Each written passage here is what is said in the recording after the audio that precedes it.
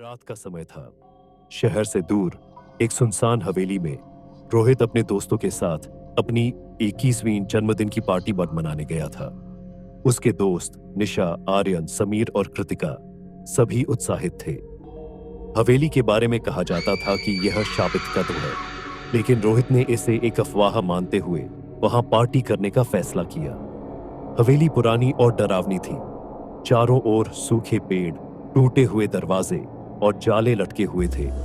जैसे ही उन्होंने अंदर कदम रखा, हवेली की दीवारें मानो उनकी हर हरकत को देख रही थीं। रोहित और उसके दोस्तों ने पार्टी की तैयारी शुरू कर दी। संगीत चालू हुआ, कैंडल्स जलाई गईं और वे खाने पीने का सामान सजाने लगे। तभी अचानक हवेली की लाइट बुझ गई। एक सन्नाटा छा गया।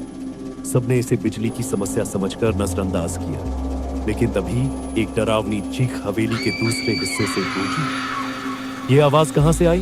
कृतिका ने कांपती आवाज में पूछा। कोई मजाक कर रहा है क्या? आर्यन ने कहा, लेकिन उसकी आवाज में घबराहट साफ झलक रही थी। सब आवाज की ओर बढ़े, लेकिन जैसे ही वे हाल में पहुंचे, उन्होंने देखा कि समीर गायब था। समीर, कहां हो तुम? रोहित ने चिल्लाया। सब उसे ढूंढने लगे, लेकिन समीर का कोई पता नहीं चला। तभी निशा ने फर्श पर खून के कुछ धब्बे देखे। ये खून, ये यहां कैसे आया? निशा ने रोते हुए पूछा। शायद समीर के साथ कुछ हुआ है, आर्यन ने घबराते हुए कहा। जब सबने उसे ढूंढने की कोशिश की, तो हवेली में अजीब घटनाएं होने लगी।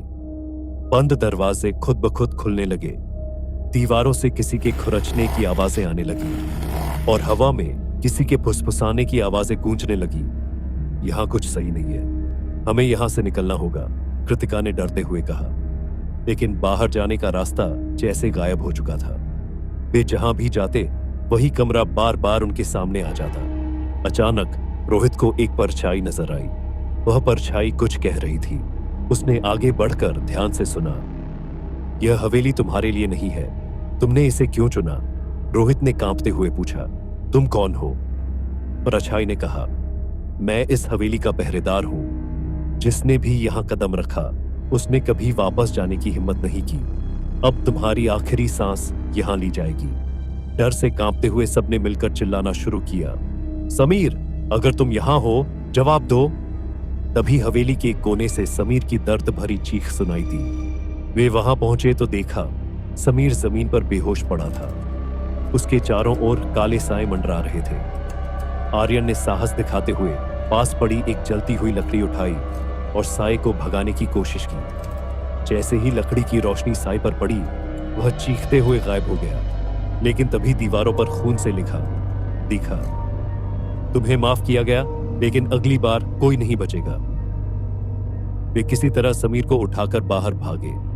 बाहर आते ही हवेली के दरवाजे खुद ब खुद बंद हो गए और अंदर से एक भयानक हंसी की आवाज आई।